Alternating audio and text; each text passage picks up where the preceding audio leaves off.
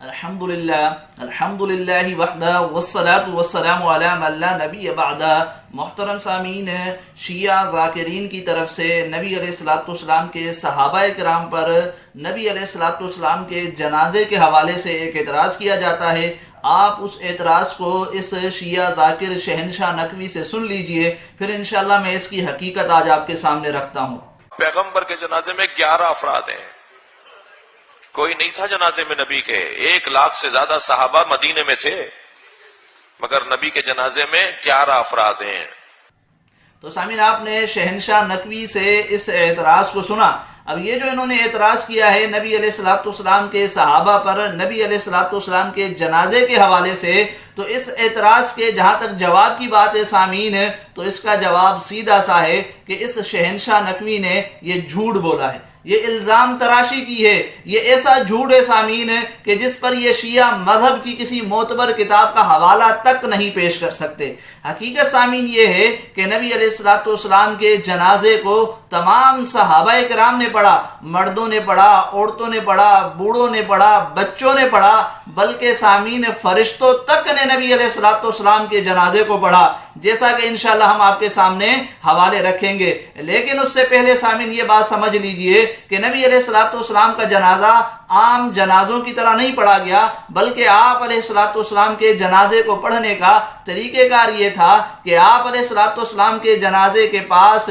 10 افراد آتے اور تکبیر کہتے اور درود شریف پڑھتے، اور پھر اس طریقے سے جنازہ پڑھ کر جو ہے وہ نکل جاتے دوسرے رستے سے۔ اس طریقے سے تمام صحابہ کرام نے انفرادی طور پر نبی علیہ الصلوۃ والسلام کے جنازے کو پڑھا۔ آپ علیہ الصلوۃ والسلام کے جنازے کا کوئی امام نہیں تھا۔ یہ طریقہ تھا سامعین نبی علیہ الصلوۃ والسلام کے جنازے کو پڑھنے کا۔ اب آپ اس پر شیعہ حضرات کی معتبر کتابوں سے حوالے دیکھ لیں، ان کے گھر کی معتبر کتابوں سے، جن سے آج شیعہ ذاکرین ہی ناواقف ہیں اور اپنی عوام کو دھوکہ دیتے ہیں اور بتاتے نہیں ہیں۔ سامعین یہ دیکھ لیجئے، یہ آپ کے سامنے پہلا حوالہ ہے حیات القلوب کا۔ سامعین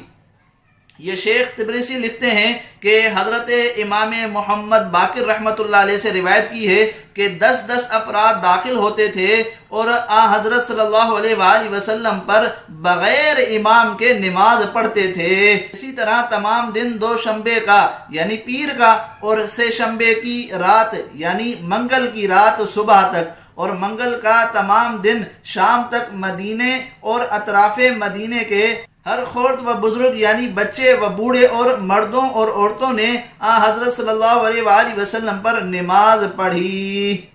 تو دیکھیں سامعین، اس حوالے سے کیا معلوم ہوا کہ نبی علیہ الصلوۃ والسلام کا جنازہ 2 دن تک پڑھا گیا۔ اتنا بڑا جنازہ آپ علیہ الصلوۃ والسلام کا ہوا، جس میں مدینے اور اطراف مدینے کے تمام افراد، حتیٰ کہ بچے، بوڑھے، عورتیں بھی اس جنازے کے اندر سامعین شریک ہوئی۔ ایسا جنازہ ہوا میرے نبی علیہ الصلوۃ والسلام کا۔ اور سامعین اسی طرح کی بات یہ اہل سنت والجماعت کی کتاب کے اندر یہ دیکھ لیجئے، علامہ ابن کثیر رحمۃ اللہ علیہ تاریخ ابن کثیر کے اندر بھی نقل کرتے ہیں۔ میں مختصراً آپ کے سامنے پیش کرتا چلوں کہ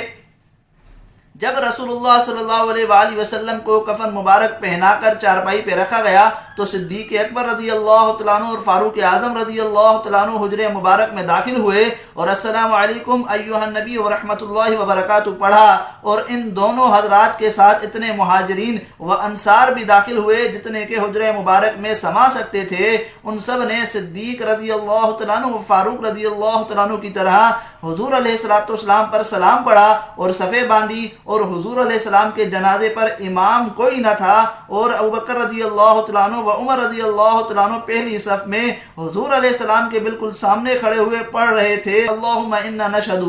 پھر اسی طرح باقی لوگ جنازے کے لیے حجرہ مبارک سے نکلتے اور داخل ہوتے رہے، حتیٰ کہ آپ علیہ الصلوۃ والسلام پر مردوں نے جنازہ پڑھ لیا، پھر عورتوں نے، پھر بچوں نے پڑھا۔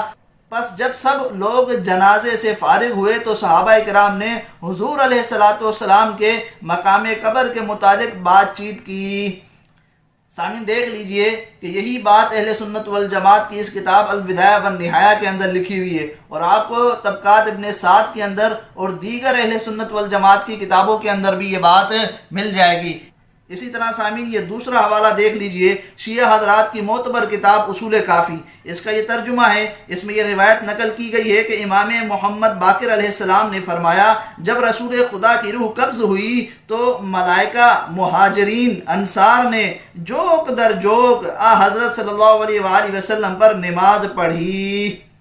اب دیکھیں اس حوالے سے کیا معلوم ہوا سامعین کہ میرے نبی کا جنازہ تو فرشتوں نے بھی پڑھا ہے، انصار اور مہاجرین سب نے جوک در جوک پڑھا ہے۔ یہ میرے نبی کے جنازے کا تذکرہ ہے سامعین، اور کتاب شیعہ حضرات کی معتبر اصول کافی ہے۔ اسی طریقے سے یہ تیسرا حوالہ دیکھ لیجئے سامعین، یہ شیعہ حضرات کی معتبر کتاب احتجاج تبرسی ہے۔ اس میں لکھا ہے ثم ادخل عشرة من المهاجرين وعشرة من الانصار فيصلون ويخرجون حتى لم يبقى من المهاجرين والانصار الا صلى عليه، کہ حضرت علی رضی اللہ تعالیٰ عنہ 10 مہاجرین اور انصار کو حجرہ مبارک میں داخل کرتے رہے، پس وہ لوگ نماز جنازہ پڑھتے اور نکلتے رہے، یہاں تک کہ مہاجرین و انصار میں سے کوئی ایسا نہ رہا جس نے نبی علیہ السلام کا جنازہ نہ پڑھا ہو، کوئی بھی ایسا باقی نہ رہا مہاجرین اور انصار میں سے۔ اور یہی بات سامعین یہ شیعہ حضرات کی معتبر کتاب میرات العقول میں بھی لکھی ہوئی ہے، حتی لم یبقى احد من المہاجرین والانصار الا صلی علیہ، کہ مہاجرین اور انصار میں سے کوئی بھی ایک ایسا نہ رہا جس نے نبی علیہ السلام کا جنازہ نہ پڑھا ہو۔ تو سامعین یہ دیکھ لیجئے، ان حوالوں سے آپ کے سامنے یہ بات بالکل واضح ہو گئی کہ نبی علیہ السلام کا جنازہ تمام صحابہ کرام نے پڑھا، تمام صحابہ کرام نے پڑھا، جو مدینے کے اندر موجود تھے، جو اطراف مدینہ کے اندر موجود تھے، بچوں نے، بوڑھوں نے، عورتوں نے، مردوں نے، سب نے نبی علیہ السلام کے جنازے کو پڑھا، حتیٰ کہ فرشتوں تک نے جنازے کو پڑھا۔ اور پھر یہاں سے یہ بات بھی سامعین آپ سمجھ لیجئے کہ یہ جو اس شیعہ ذاکر نے اعتراض کیا ہے، تو یہ شیعہ ذاکر شہنشاہ نقوی اپنے مذہب کی معتبر کتابوں سے بھی ناواقف ہے، اپنے مذہب کی معتبر کتابوں سے بھی ناواقف ہے، صرف بغض صحابہ میں یہ اس طرح کی باتیں کرتے ہیں، صحابہ کرام پر اعتراض کرتے ہیں اور عوام الناس کے ایمان کو خراب کرنے کی کوشش کرتے ہیں۔ امید ہے سامعین ہے آپ کو یہ جواب سمجھ میں آیا ہوگا۔